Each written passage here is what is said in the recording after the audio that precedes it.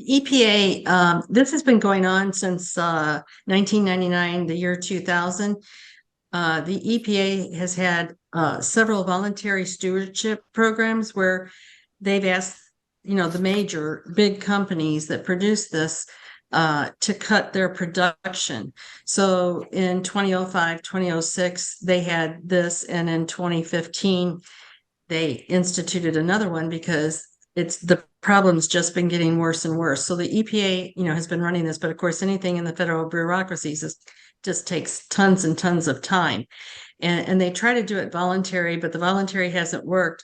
So now regulations are going to be kicking in, and there's pressure, from the legal aspect, medical aspect, regulations, legal actions, political pressures, the citizen awareness. All of this is now causing more regulations to occur, and the states are the ones who are driving this. Stay tuned. Coming up is our interview with Vicki, Quint, and Rick Nickerson as we talk about firefighter foam exposure, PFAS, and the cancer risks to firefighters.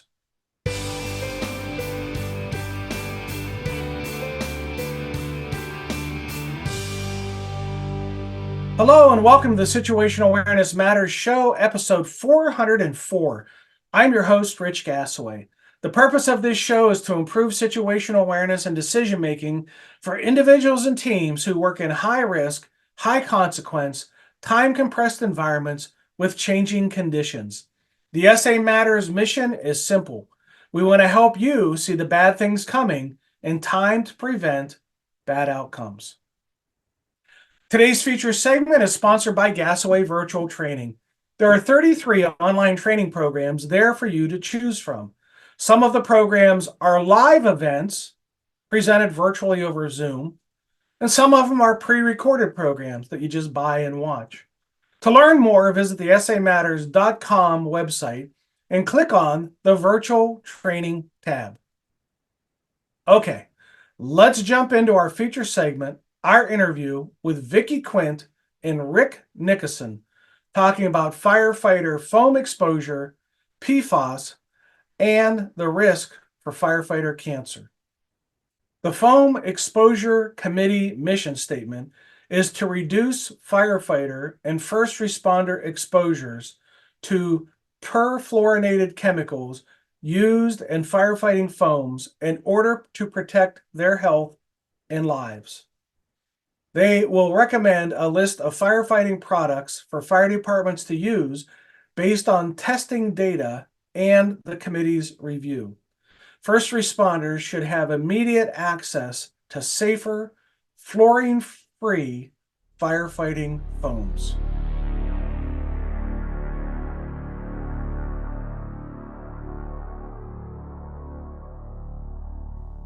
Hey everyone, welcome to the Situational Awareness Matters Show. I'm your host, Rich Gasaway. Today we have two guests, Vicki, Quint, and Rick Nickerson, and we're going to be talking about firefighting foam and what the exposure to firefighters to firefighting foam, the problems that it's causing with PFAS and other chemicals. These two are very passionate individuals about this topic for various reasons, and they're part of a foam committee that is trying to bring enlightenment, if not change, to the fire service as it relates to firefighting foam. So welcome both of you to the show. Thank you. Thank you, Dr. Gasaway. Good morning. Vicki, let's start with your backstory, so to speak. Why are you passionate about the topic of firefighting foam, and what's your journey that gets you with me today?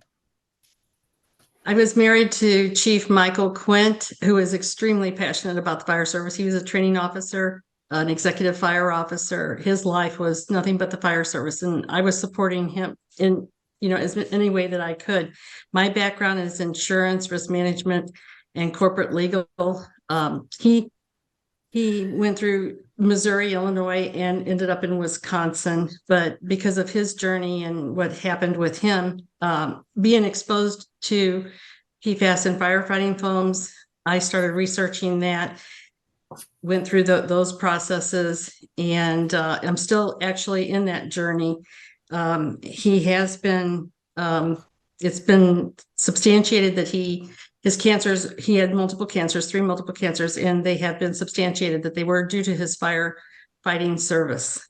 But that's what's gotten me into this. Okay. And Rick, what's your connection to this topic? Oh, it started about 18, 19 years ago. We got involved with foam concentrates. Just shortly after, let's say, 3M announced, the PFOS in their mil-spec product. Well, obviously being around it and touching it and playing with it all the time, it raised an alarm or concern inside of me. What might this be doing? But limited knowledge on it. Chunks of years would go by and you'd get a hint. And again, my concern is I'm introducing product to departments. I did not want to expose myself nor them to anything, dastardly, such as cancer, as we began hearing about. So that brought us, kind of brings me where I am today, and the passion carries through. It feels like a job that's never done, completed.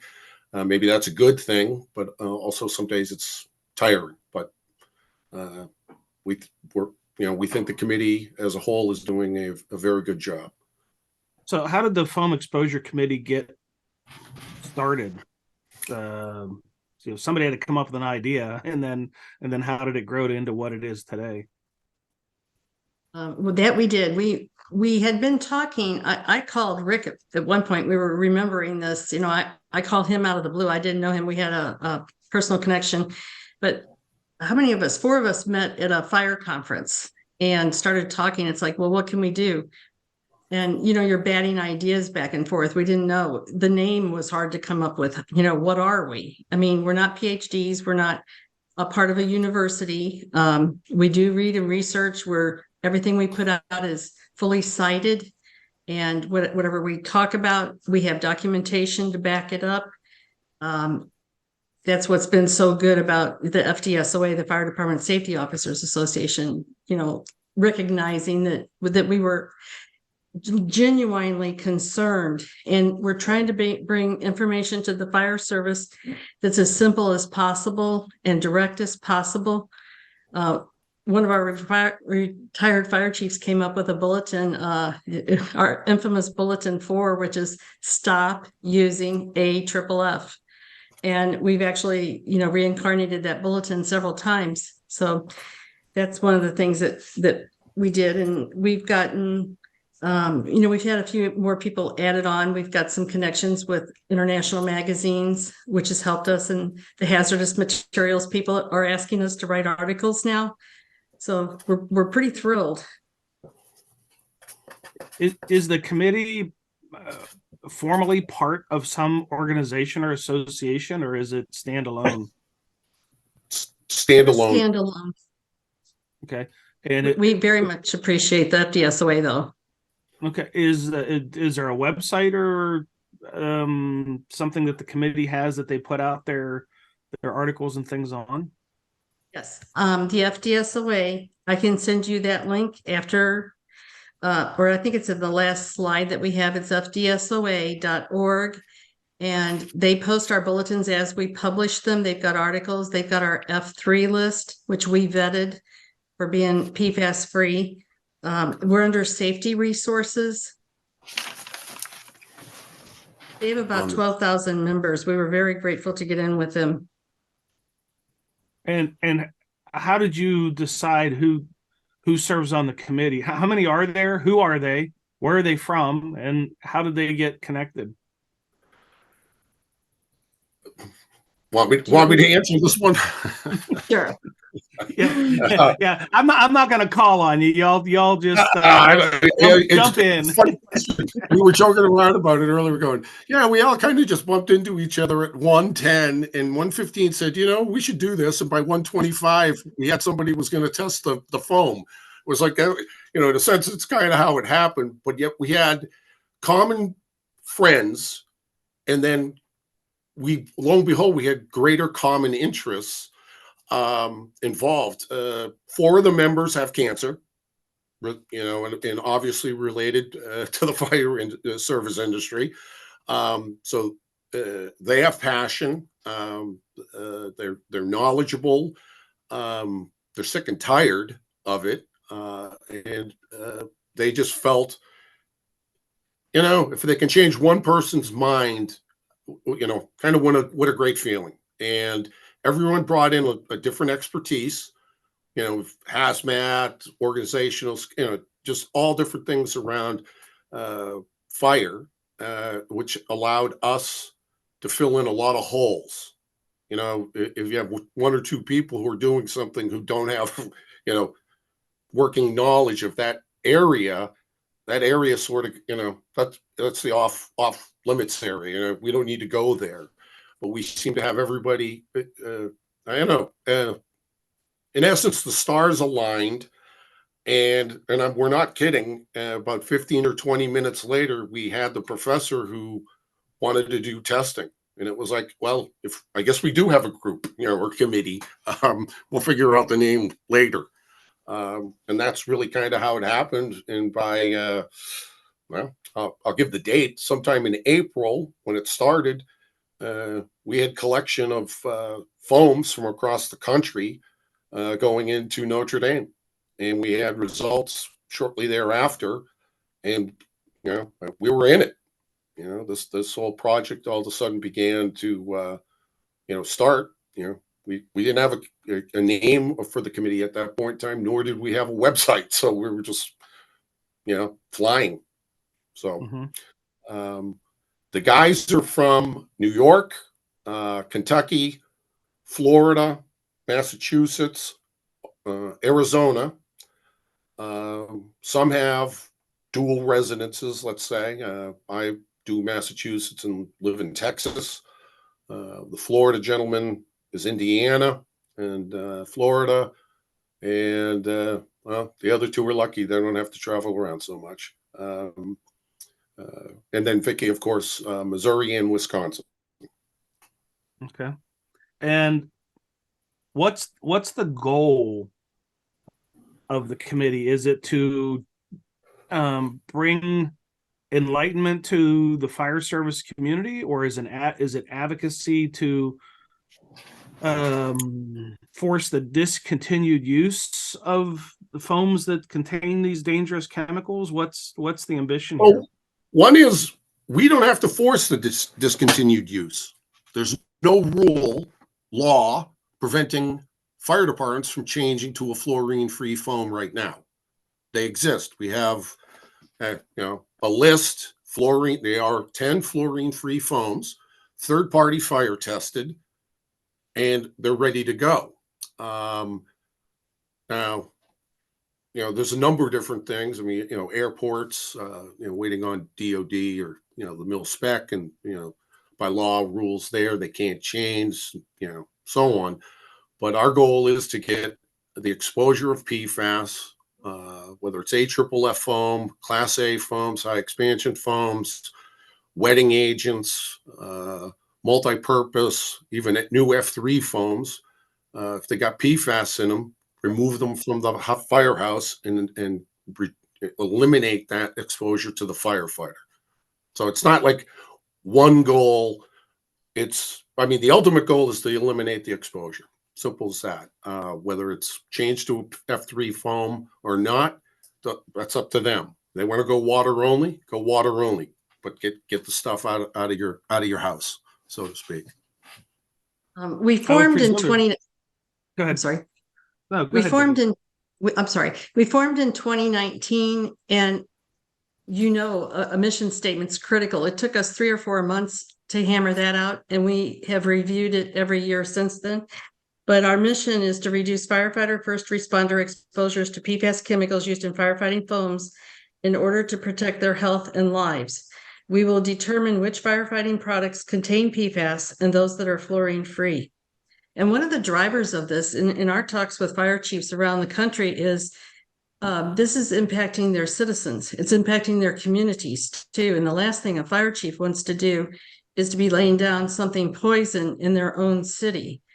And we've even had fire chiefs who have stopped using foams completely because they didn't know what was going on. I mean, and this is several states. So this was all happening independently, and they just didn't quite know what was happening. And now we're kind of understanding more things because of timelines, legal actions that are occurring. But this citizen pressure has been a driving force to the fire service. And we're concerned about firefighters, but and also their citizens as they are. You have any context as to how much of this foam is still out there being used? Oof. It's a crazy bar. The numbers keep changing. I won't go into gallons at the moment, but let's say roughly 2016, the evaluation of the fire or AFFF foam industry was somewhere around 700 million. Well, the latest one that just came out is 5.5 billion. The millions of gallons number keeps changing. At first it was, we don't know, 3 million, 2 million, 5 million. I mean, there is some guesstimation of somewhere upwards of 20 million gallons. Some states have done a fair job at sort of this take back program, but most of the states, except for one, Indiana, is taking back all foams or PFAS foams from beginning of time all the way up through today, when most of the other states started 2003 and go back to like 1970.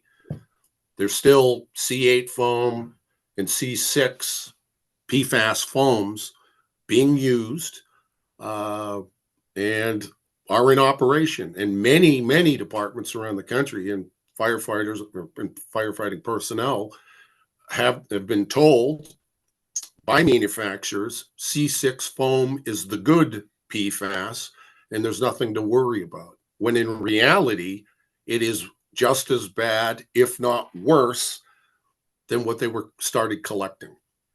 So the number is it's very difficult, because if Exxon or Mobil sends 5 or 10 totes to your fire department, that department's not to declare they've got that X number of thousand gallons on hand, because it's not but theoretically theirs. So that doesn't get reported, but yet it's in their firehouse. We're running, again, partially running into this all over. I know many departments in Oklahoma where that happens, where the petroleum company is giving them 2 to 3 pallets that are coming in. And then the crossover here too is mutual aid. You have an airport you used to rely on. They're marching in with AFFF foam, fully loaded PFAS, and again, slowly departments are becoming cognizant of this, and they're telling, sorry, you can't play in our sandbox today on this call. And again, both of us have personally spoken to different chiefs, be it at the municipal side or at the airport side, where this we've had this conversation, or they've told us about this. But the numbers are huge, and we were I think one of the things that with the Notre Dame fire testing was it was perplexing. We found 29% of the Class A foams tested had PFAS, and we're reading documents. There's no PFAS in Class A foams because it doesn't need it. Well, I don't know. Well, somebody, I mean, I can joke and say somebody missed the memo, but it showed up somehow, and it was significant PFAS. We found similarly with some of these new F3 foams had hints of PFAS in them, which was again created a lot of debate with the physics department at Notre Dame and our committee to try to make, some sort of sense out of all this stuff in regards to what it is that we were seeing, because marketing materials weren't matching up. Then we took, again, personally or collectively as a group, we started to say, all right, we got to cut away at this onion. Let's get into this deeper. What else can we look at? Investigate SDS sheets and all sorts of things and ingredients. And lo and behold, here we are. But to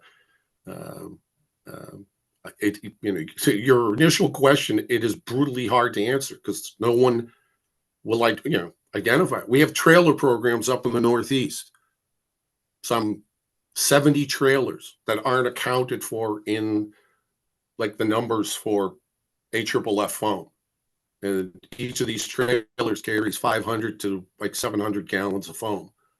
That just sort of sits there and no one acknowledges it exists, but yet there it is. I think New York has 42, Massachusetts has 32, Connecticut has 7, I think, Rhode Island 5, just to give you some idea.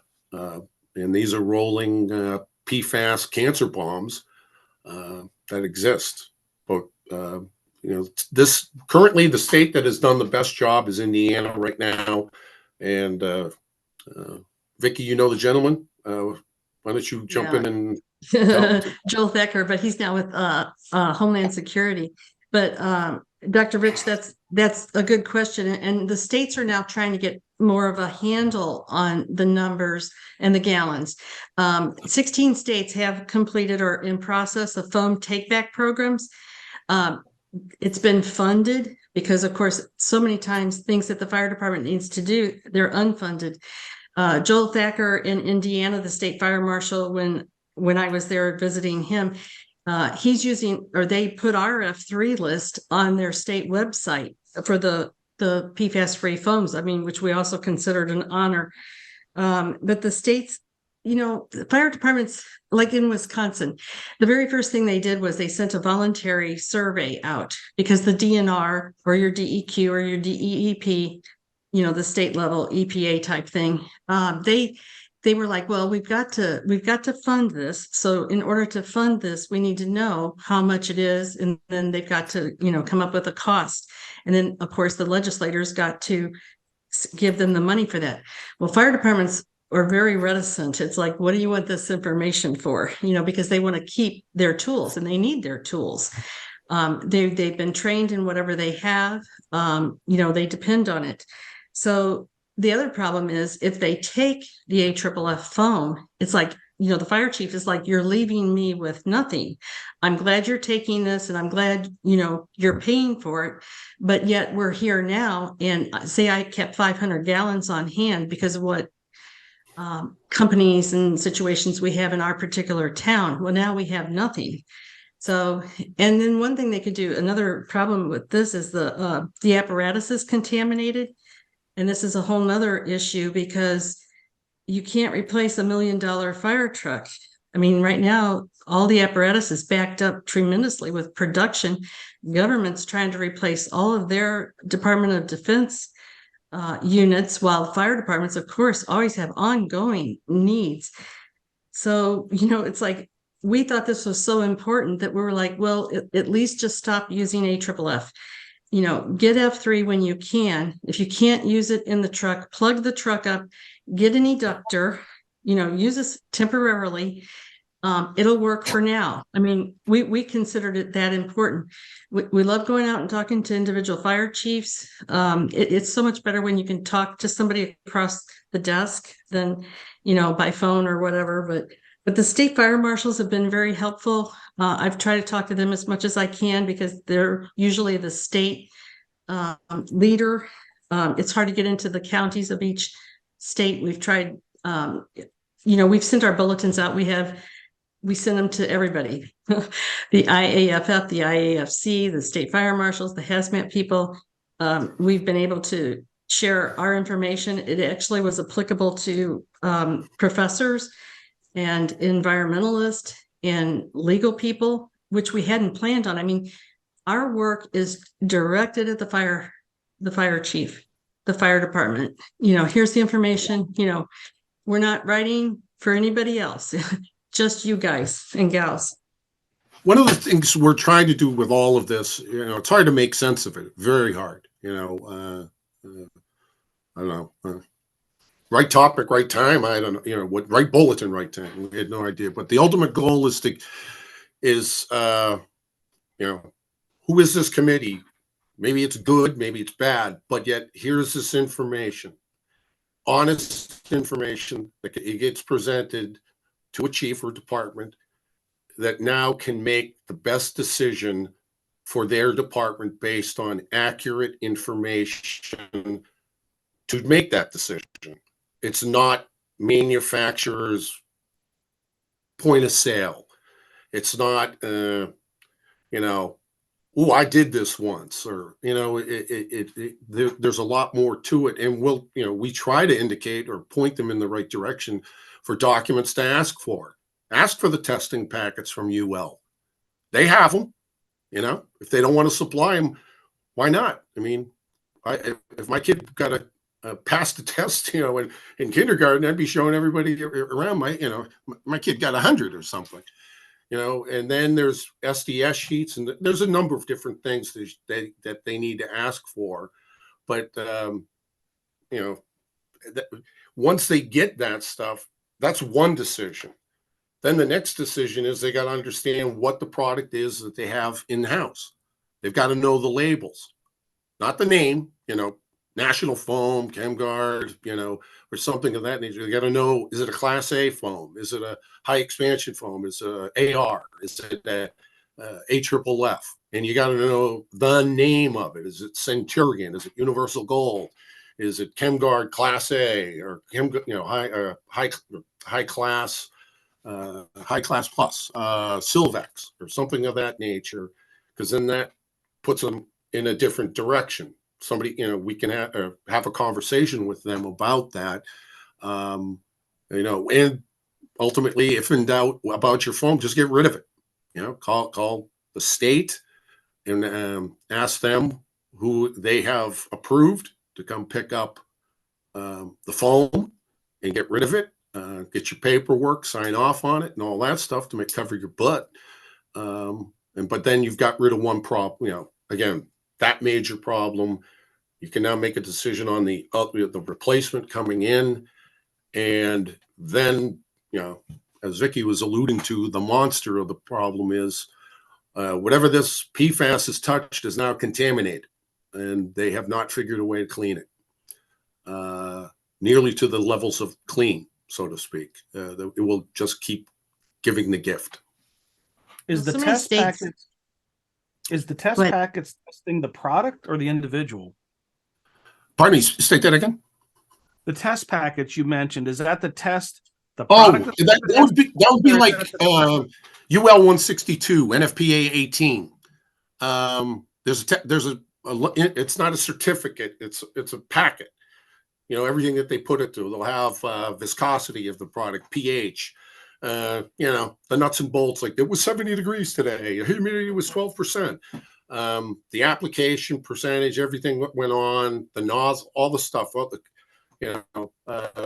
the work sort of that went in, and here's the result at the bottom. It's showing the work as opposed to you just giving me the answer. Okay. And stuff like that. And it's important because in regards to determining things aren't just by a certificate, aren't necessarily the same. That's all. There's performance within each of these tests that exist. And it's kind of fascinating when you get a chance to look at it. Okay, Vicki, I'd interrupted you. Go ahead. That's okay. We have some states who have passed laws now prohibiting AFFF use. Washington State, some New England states, one state fire marshal I talked to, who we work with, he's like, they outlawed or discontinued. Nobody in the state can use AFFF. Well, trying to get that message out to fire departments, there's no mainstream communication route, right? Well, what happened was he had a fire department that still used it, and the fire department received a $10,000 fine.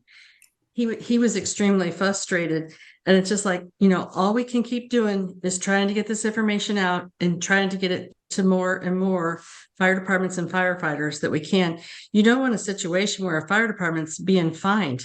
This means the taxpayers are being fined, and the taxpayers are covering what they've done. So it's definitely an education process. Yeah, we had a department up in Massachusetts, that was given in an emergency situation, use it. And they did at a municipal airfield. It was plane crash, no fire. They sprayed 17 gallons of AFFF, happened to be 3M's product, still in service. And they were fined upwards of or $100,000 for cleanup for the 17 gallons. And that's the first, last I've heard of it. I'm sure it's been an ongoing sort of issue for the last 5 or so years. And that, again, that is the problem. It of course is when you use 135,000 gallons at a storage facility south of Houston. That's a lot of product, a lot of contamination. But when you're also using 17 gallons or 50 gallons and you're causing almost the same amount of damage, I mean, it to us anyway, it started to shed a whole new light on this. And that was one of the things we saw early in the beginning is, there's not enough here to worry about. Well, we're looking at 100,000 gallons. I mean, we're down now to 10 ounces is going to contaminate millions and millions of gallons of water. 10 ounces of concentrate, which is just mind-boggling. How are they going to dispose of this? They haven't figured it out yet. Everything's a failure. It goes through everything. It evaporates. It'll carry off in air. It goes through bedrock. It goes through concrete.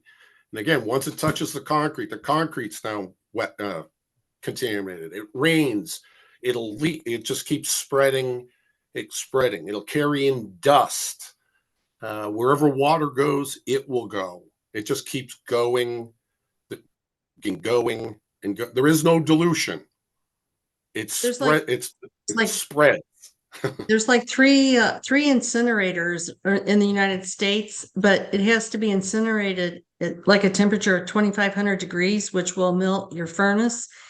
And the environmentalists have gone to court to shut down the incinerators because what was happening was the chemicals were still going off into the air, in the smoke and such.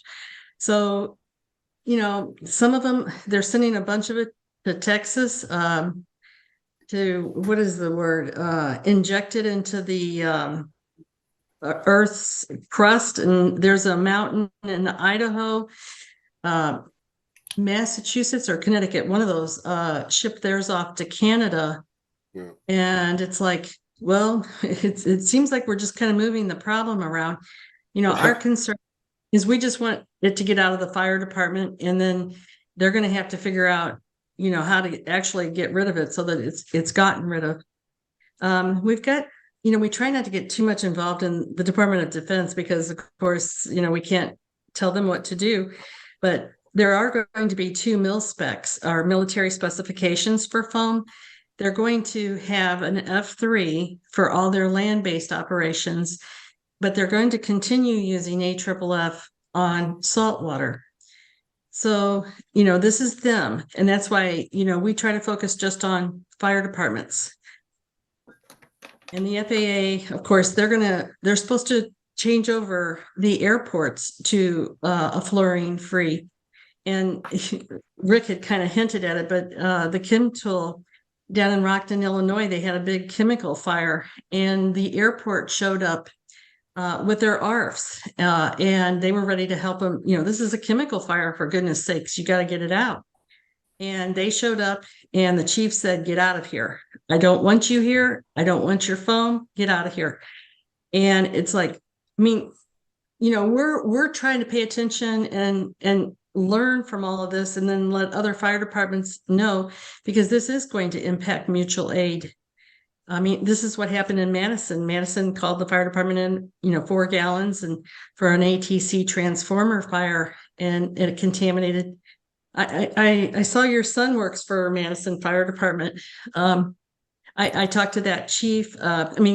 Madison was like an hour west of Watertown, so we went there quite frequently.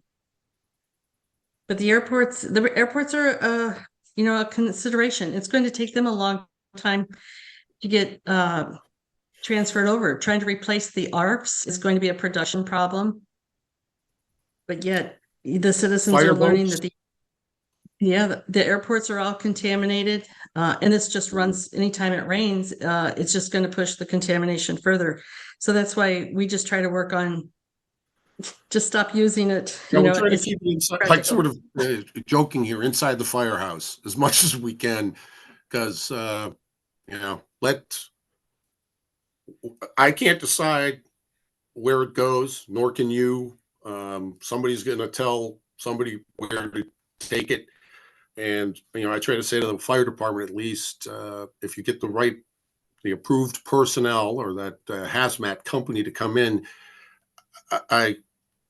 you've done your job. You can't take it from there. They are.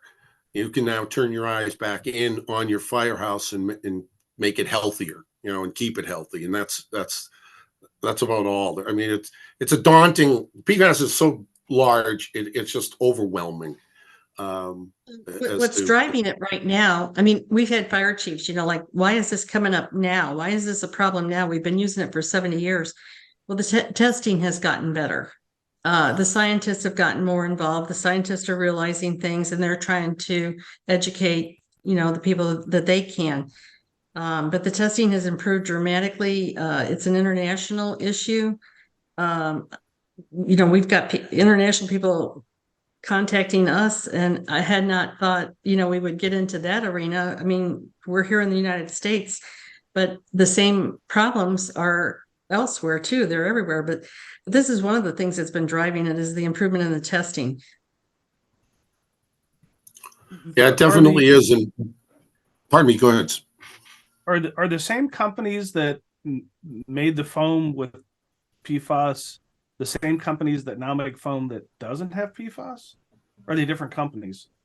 Good question. Well, it's both in a sense, but all right, like National Foam had PFAS containing foams. They also have what they claim is the fluorine-free foams.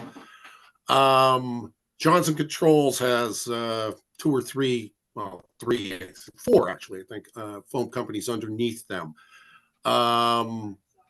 They have one label used for or 2 labels or so used for multiple, like ChemGuard's using, somebody's product, private label, let's say. So similar with Perimeter.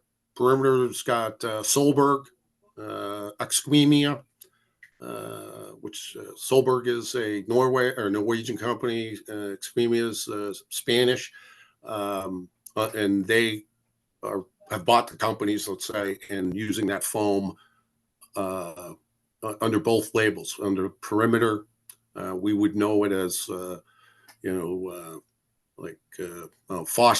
Foscheck. It's the old ICL company. Done. So yeah, it's a kind of it's across the board. Some companies aren't doing anything with it, and they're bringing in somebody part of the under the umbrella that already has an F3 foam, and they're just changing the label on it. And they're going ahead with it, so that one company may look like they have 7 or 10 F3 foams. In reality, they have 4 or 5. It's just all the same product, just kind of what label do you like better? You know what I mean? But what then also we're finding here too is because of, good question, by the way, that you stated, is there, just like everything else on out in the fire world, inside the manufacturing point, PFAS does the same thing in the manufacturing plant. So anything PFAS touches in the plant is now dirty. So there's cross. We had this argument one day. There is no cross contamination. It just causes contamination. So everything it touches, it is contaminated. So you want to run F3 foam? Well, you're more than likely going to get some contamination of PFAS in there because of your overall plant production. That was again another interesting thing that we found. And then the other also in here too is we've got multiple different names for these new foams. Let's say PFAS free, F3, synthetic, SF, FF, NFF. Whether by design or not, it's very confusing to a department. When the foam game was hard enough to start with, and now it's crazy confused because is my product C6? Is it C8? Does it contain PFAS? Does it have PFOA in it? What is this Gen X? And all the other things that are going on. Command and control doesn't need this on their brain. They just need a quick, quick, simple thing. EPA, this has been going on since 1999, the year 2000. The EPA has had several voluntary stewardship programs where they've asked, the major big companies that produce this to cut their production. So in 2005, 2006, they had this, and in 2015, they instituted another one because the problem's just been getting worse and worse. So the EPA, has been running this, but of course, anything in the federal bureaucracies just takes tons and tons of time. And they try to do it voluntary, but the voluntary hasn't worked. So now regulations are going to be kicking in, and there's pressure, from the legal aspect, medical aspect, regulations, legal actions, political pressures, the citizen awareness. All of this is now causing more regulations to occur, and the states are the ones who are driving this. We've got, I think it's up to 25 states now. Attorneys general have sued these manufacturers because the states are they're disappointed with the slow progress of the EPA addressing the problem. And of course, all of this stuff is going on in other atmospheres other than the fire service. But when the attorneys general get involved, it's like, okay, this is pretty serious now, because now you've got 25 states, whatever their politics are, Democrat or Republican, these attorneys general have agreed that this is a problem and an issue. So they're using legal actions to stop the use of this AFFF, because the AFFF is the major contamination source of the water. One of the interesting things too, and Vicki kind of brought it up with the AG's filing lawsuit. That's another one of these hush-hush games that's going on. They've been fed into this multi-district litigation in South Carolina. Well, pretty much unbeknownst to the world, except for the legal individuals, there's been some 49,000 AFFF PFAS lawsuits filed. And many of the the question you asked earlier about the makers of AFFF or the makers of PFAS, foam, many of them are currently involved in some 3,300 lawsuits right now, which is, again, one of very, you might read something in the newspaper, accident happened here, discharge there, contamination problem, but very, eye-opening, from that standpoint of just, wow. 3,300 lawsuits by 50 states, that's a fair amount of lawsuits per state, but yet if only 25, have filed, that's crazy, Is it, correct me if I got this wrong, isn't there some large class action lawsuit right now over firefighting foam? There, well, Vicki, go ahead. Yeah. Um, any lawsuit filed in the United States that has AFFF in the name, or it involves an AFFF company, it gets put off to this U.S. District Court in South Carolina. No ifs, ands, or buts. It goes there because of the high volume of them. Now, you might be thinking there was an Ohio fire chief lawsuit just last week. It was in the news. Kevin Hardwick, he was represented by Taft or Robert Ballot, who's an attorney who's worked on this for 22 years.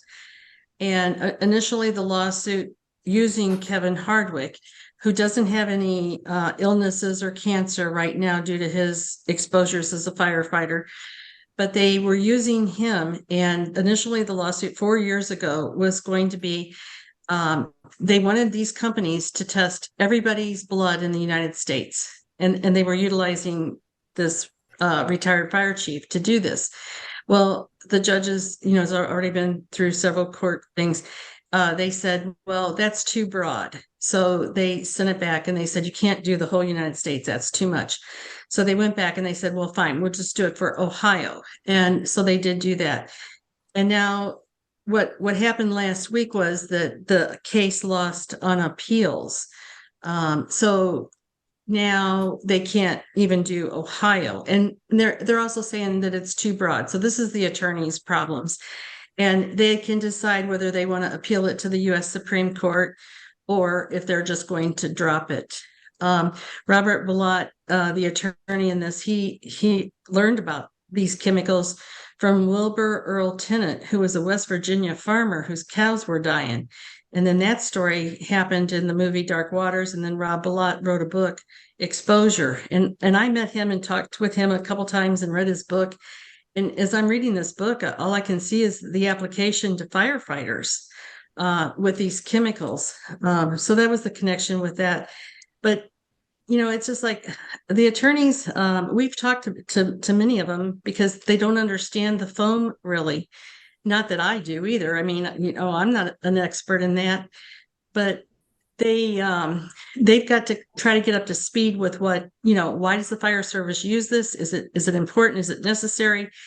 And, we've got a lot of wheels in this, and we step back and try to look at all of it. But yeah, we're going to watch that lawsuit pretty closely. So maybe you read about it last week.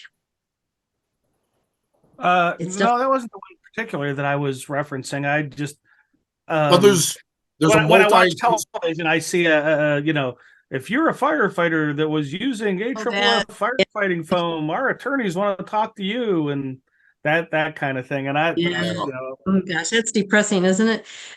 It's kind of following the tobacco settlement type stuff, and this is unfortunate because it's like, oh great, and the Camp Lejeune things. It's like it seems like all the money that they've been given for that is going 100% for advertising. Does it not? I mean, we all know about Camp Lejeune now. You can back off of it.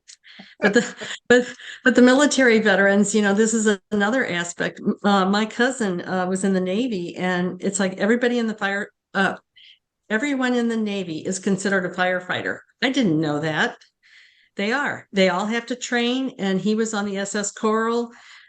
He actually, it's just, I've learned some stuff from him, but if I were cloned, we would love to help the military. We try to, give them our information too. But the timeline. But across the board, PFAS is PFAS. Again, as stated earlier, our most immediate attention went to what we're most familiar with. Let's say the firehouse, the fire department, firefighters, and maybe the fact that there are some 27,000 fire departments in the country too, and didn't have to fight so much red tape as you would at airport, FAA, or even DOD. But FAA has the same problem as, Logan Airport has the same problem. Let's say Boston Fire Department. If Boston Fire Department changes to a clean foam, well, Boston still's got a problem with from Logan Airport, because that foam is going to leach into the harbor, and end up on your your ocean front property, or rinsing up against your boat and at some wherever it's docked in a yard. But yet we're seeing, there's slow movement there. I mean, they did get the one F3 foam approved for the new mill spec. FAA announced it, but then told the airports not to change. Stick with the old stuff, which again leaves you scratching your head. After all the claims of we're going to get out of this as soon as one's announced, and we're there, we're worried about our customers. Well, apparently, it seems to be other is of more interest, sort of dollars, as opposed to health and your customers. So whether that's discouraging or not, that's the reality that we see. What's next for the foam committee? We're going to keep writing articles. I joked earlier with Vicki. I said, if we get asked this question, I'm just saying D, all of the above. Do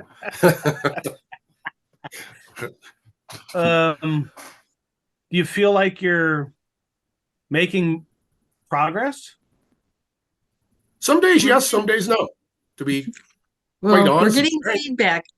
We're getting feedback that we are, and that's encouraging to us. Yeah.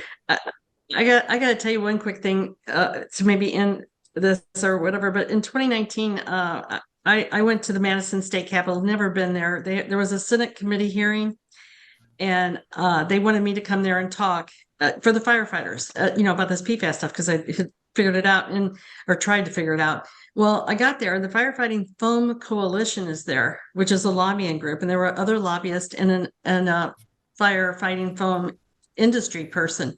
Well, they went through their presentation. I got to follow them, which was great because I got to hear what they said first, so I could rebut it. And I talked about the research and the firefighters, and the committee members asked really good questions, but the chairman drilled me in the eye at the end, and he looks at me and he goes, "Where are the firefighters?" Because they weren't there. They should have been there. The union people should have been there if this is such an issue. And I just looked him right back square in the face, and I said, "They don't know yet." And this is where we thought we had some value. We thought we can certainly tell them about this. So the last 4 years have been just push on this any way we can. The bulletins, the articles, talking as much. We're very appreciative that you had us today. This is our first podcast, so thank you. Good. Yes. Good. Thank you very much. Yeah, I think there is a lot of unknown in the fire service about this issue, and I think maybe one of the greatest gifts of your advocacy is to bring enlightenment to the fire service about not just the fact that the foam contains this product, but also the effects on firefighter health long term, and the fact that it I've heard it called like a forever chemical, just as you said, there's just no way to make it go away. And once it gets in the body, it doesn't go away. And I sit here before you with a concern raging in my head about the foam product that I had been exposed throughout my firefighting career, and what must be inside of me, and not knowing, when and how that reveals itself is pretty scary. As I understand, there's nothing I can do about it. There's no way I can get it out of my system. What's there is there. But for those who have enlightenment, then they can do proactive things to keep themselves from having that accumulation of that product and the potential terrible effects of it.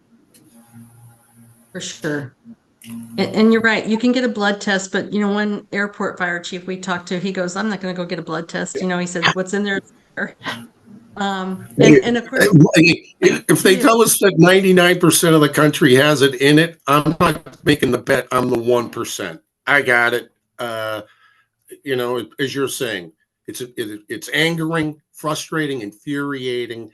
I just hope I get the red light from on cancer, for as long as I possibly can. But I know it's going to turn green and it's going to go at some point. And that's. I mean, I sense with you, right? How you feel. 17, 18 years. You can lick this stuff. You can eat it. You can bathe in it. All of that. safe It's as soap. safe. The soap you use in the shower. Apparently not. Yeah, I remember hearing all that. And that's I mean, oh wow comes to mind because yeah,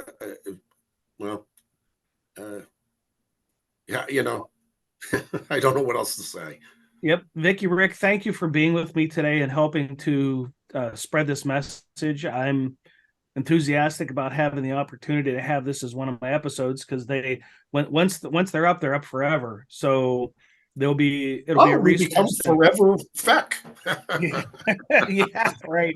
Yeah. The best way to counter forever chemical is with forever knowledge, I guess. I say forever for forever. So for so long as I'm, able to have a platform, which now has been 9 years. So you'll be your episode will be 403 or 404. So there's there's quite a few episodes out there and quite the opportunity to have that message carried through a podcast to people that might not I don't say this with disparagement, but people who might not otherwise read much about what's on some website. They will listen to a podcast while they're walking their dog or mowing their lawn, or so it's just another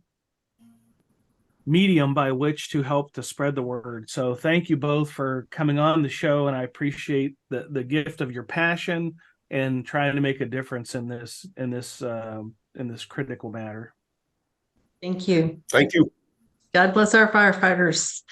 Thank you to Vicki, Quint, and Rick Nickerson for sharing your insight about firefighter foam exposure, PFAS, and the risk for cancer to firefighters. If you've been following along on social media, or if you've been listening to the podcast consistently, you know that I took some time off in 2023 to kind of, as Stephen Covey would say, to sharpen the saw, to rest and rejuvenate. For the 14 years prior to the pandemic, I had consistently delivered between 90 and 120 live programs a year. You add in the travel and you get the idea that can take a toll on you, and it was taking a toll on me. So taking some time off allowed me to recharge my batteries, and it helped to remind me of how passionate I am about the topic of situational awareness. And that time off also provided opportunities for our certified master instructors to step up and deliver some programs on their own. So if you're interested, here's where the Situational Awareness Matters Tour is going to be upcoming. When this episode airs, certified master instructor Drew Moldenauer will be at the Syncrude Oil Refinery in Fort McMurray, Alberta. And at the conclusion of that visit, we will have delivered 71 programs for Syncrude as part of their period of high vulnerability program, helping their process operators with skills to have better situational awareness and to improve their high-risk decision-making. Then, February 5 through 9, after Drew leaves Fort McMurray, he's going to go down to Edmonton and deliver a week of programs for the Suncor Edmonton refinery process operators. Suncor is the parent company to Syncrude, and since Syncrude, in their words, experienced a fundamental change in their organizational culture as a result of our training, the program got the attention of senior management at Suncor, and now it's being rolled out to other refineries as well. And this will be our third visit to Suncor Edmonton. February 10, I will be in Calgary, Alberta, delivering a program for Canada Task Force 2. This will be my first time presenting for the Canada Task Force, so I'm looking forward to that opportunity.